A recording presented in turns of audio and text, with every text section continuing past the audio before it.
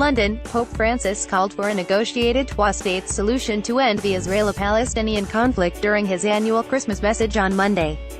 Let us pray that the will to resume dialogue may prevail between the parties and that a negotiated solution can finally be reached, one that would allow the peaceful coexistence of two states within mutually agreed and internationally recognized borders, Francis said during his traditional Urbi et Orbi message from St. Peter's Basilica. The Pope's comments came after President Donald Trump stoked regional tensions with his recognition of Jerusalem as Israel's capital. It was the second time that the Pope has spoken out publicly about Jerusalem since Trump's decision on Dec. 6. On that day, Francis called for the city's status quo to be respected, lest new tensions in the Middle East further inflame world conflicts. The Christmas message has become an occasion for popes to survey suffering in the world and press for solutions. Francis urged that our hearts not be closed as the inns of Bethlehem were to Mary and Joseph before Jesus' birth.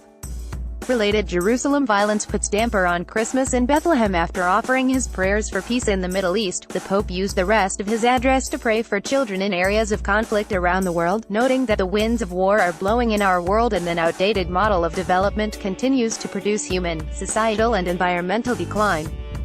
He went on to name conflicts around the world where children have been affected, first across the Middle East and then in the Korean Peninsula, Africa, Venezuela and the Ukraine.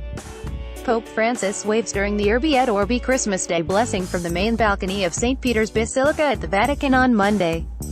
L'Osservatore Romano via AP he prayed that confrontation may be overcome on the Korean Peninsula and that mutual trust may increase in the interest of the world as a whole.